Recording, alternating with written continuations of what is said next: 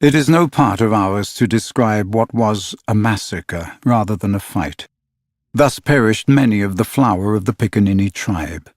Not all unavenged did they die, for with Lean Wolf fell Alf Mason, to disturb the Spanish Main no more, and among others who bit the dust were George Scurry, Charles Turley, and the Alsatian Fogarty. Turley fell to the tomahawk of the terrible Panther, who ultimately cut a way through the pirates with Tiger Lily and a small remnant of the tribe. To what extent Hook is to blame for his tactics on this occasion is for the historian to decide. Had he waited on the rising ground till the proper hour, he and his men would probably have been butchered. And in judging him, it is only fair to take this into account. What he should perhaps have done was to acquaint his opponents that he proposed to follow a new method. On the other hand, this, as destroying the element of surprise, would have made his strategy of no avail, so that the whole question is beset with difficulties.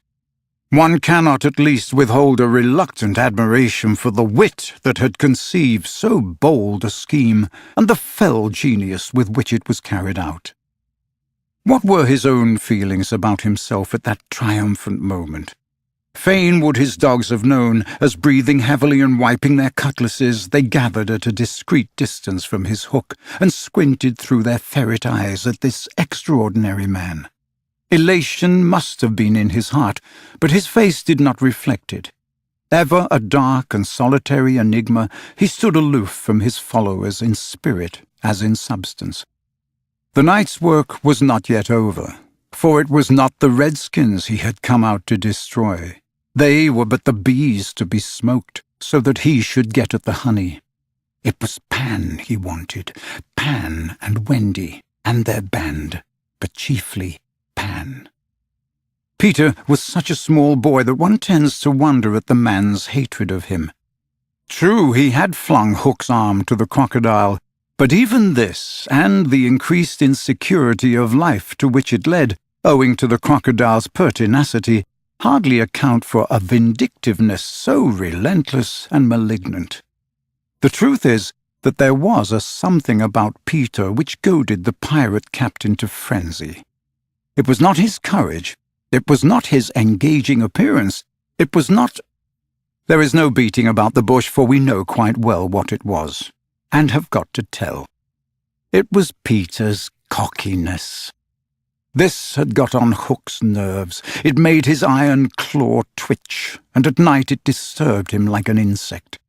While Peter lived, the tortured man felt that he was a lion in a cage into which a sparrow had come. The question now was how to get down the trees, or how to get his dogs down. He ran his greedy eyes over them, searching for the thinnest ones.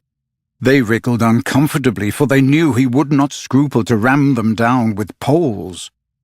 In the meantime, what of the boys? We have seen them at the first clang of weapons, turned as it were into stone figures, open-mouthed, all appealing with outstretched arms to Peter. And we return to them as their mouths close and their arms fall to their sides. The pandemonium above has ceased almost as suddenly as it arose, passed like a fierce gust of wind, but they know that in the passing it has determined their fate. Which side had won? The pirates, listening avidly at the mouths of the trees, heard the question put by every boy, and alas, they also heard Peter's answer. "If the redskins have won," he said, "they will beat the tom-tom. It is always their sign of victory." Now Smee had found the tom-tom, and was at that moment sitting on it. "You will never hear the tom-tom again," he muttered, but inaudibly, of course, for strict silence had been enjoined.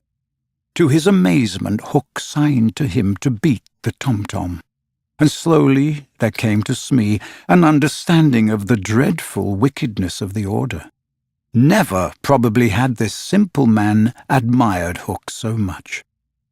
Twice Smee beat upon the instrument, and then stopped to listen gleefully. "The tom-tom!" the miscreants heard Peter cry. "An Indian victory!" The doomed children answered with a cheer that was music to the black hearts above. and almost immediately they repeated their goodbyes to Peter. This puzzled the pirates, but all their other feelings were swallowed by a base delight that the enemy were about to come up the trees. They smirked at each other and rubbed their hands. Rapidly and silently, Hook gave his orders.